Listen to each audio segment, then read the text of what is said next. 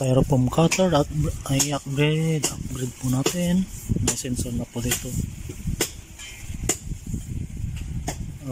Mas maganda po pag may sensor kasi pag walang sensor bigla pong switch on po ito kaya po nangyari na sunog po yung tela doon.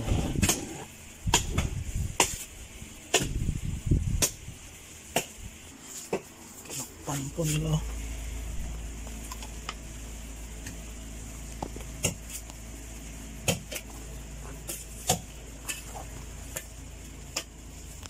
Kaya ganito na po yung gagawin ko para automatic na po siya. Pag na-touch po na ito, kusa po siya mag-on. Ito, touch sensor. Tapos ito yung gagamitin kong power supply,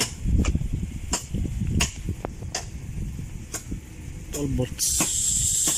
Tapos yung susunod po yung BMS nya, papalitan ko po kasi ito palpak po kasi ito, sinisira po yung battery. Ito yung multi-cell, no good. Tapos hintayin ko na lang po yung BMS na in order ko. Tapos ito papalitan ko po ito kasi 5 volts lang po yung output nya. Ito 12 volts. Ang gagawin ko, babasagin ko po ito. Kung alam kong kakasya po ito, tanggalin ko po yung case.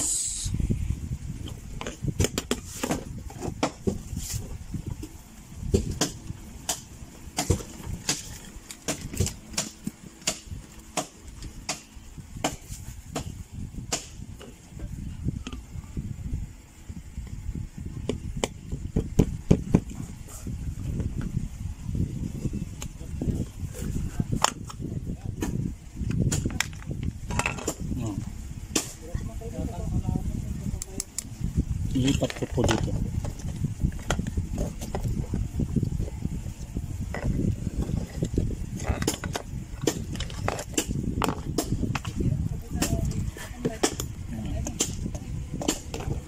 Ito yung gagamitin ko dito. Palitan ko po.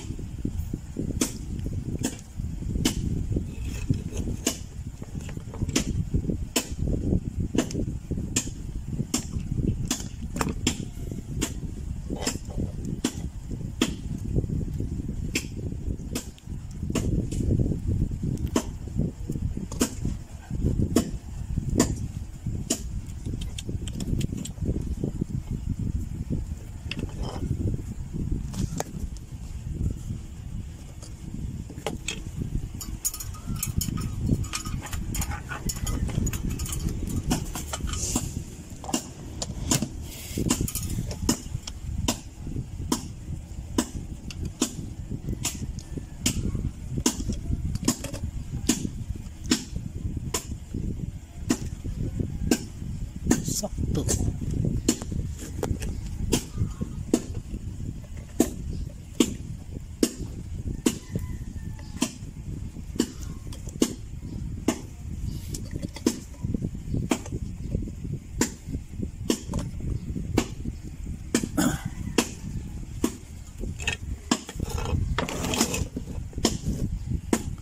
Dito.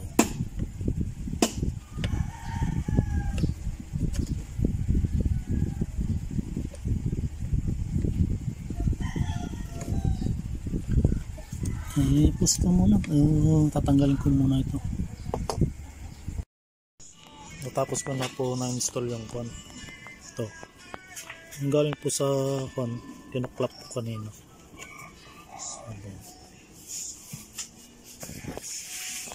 Hindi ko pa tinap ko ito kasi hintayin ko muna yung BMS na ilalagay ko po dito. Yung ko na lang po, pakita ko na lang pag tapos na po. Ito pala yung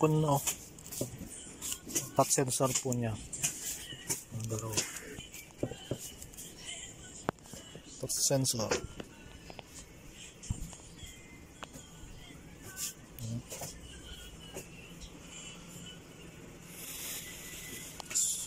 I-continue na ko na lang tong video pag nandito na po yung BMS. Tapos to tatanggalin ko na ito kasi no good. Sumisira po ng battery ito. Ano po? Continue the video if I receive the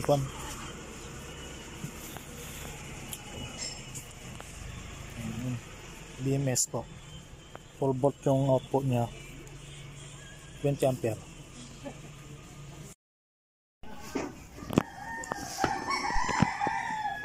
Yan po na install ko na po yung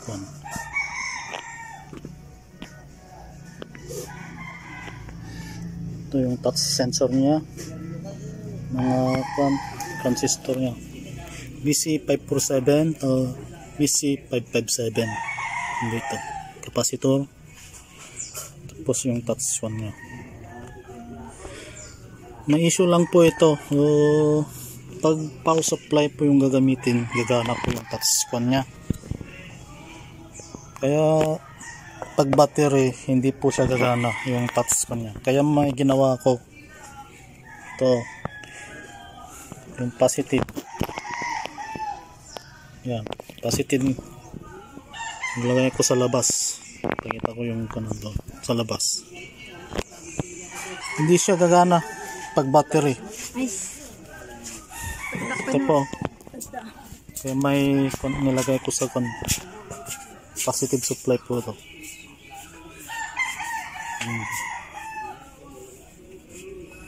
Try po natin.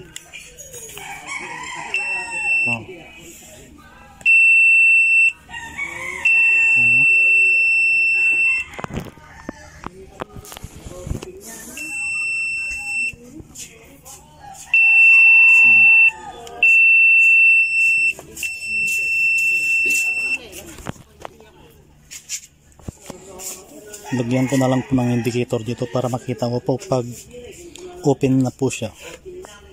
Ito.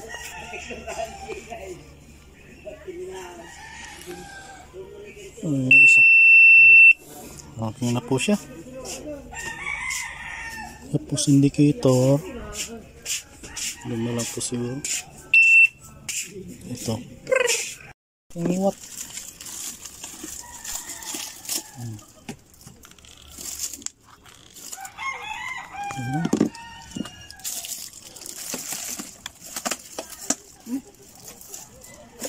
Po yung continuation ng BMS na.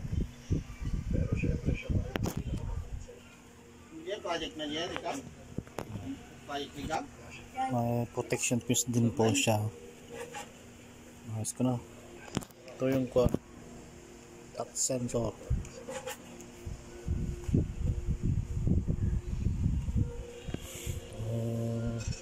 Stop ko muna, pakita ko na lang po yung tapos na po ito. Ito na po yung na-install ko na po yung BMS niya.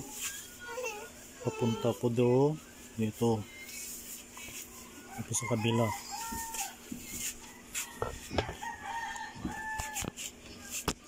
Yung ground. Tapos papunta din yung isa doon. Ito.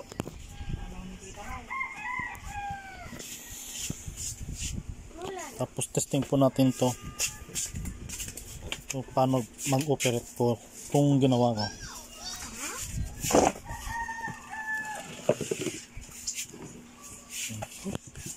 Medyo magulo po yung paggawan. Switch on po natin. Switch on na po siya pero hindi pa rin gumagana.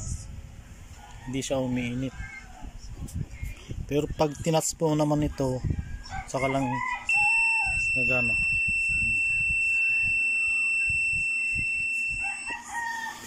Tarayin po natin. Mag-cut na ito. Ito. Ito po natin.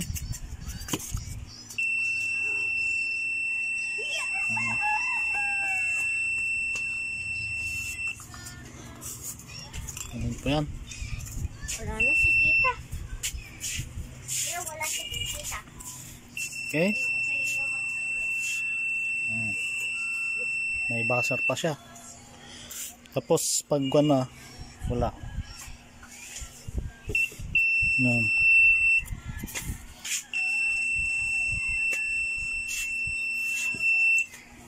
Okay. Ito po yung gawa ko. That's it. Thank you for watching.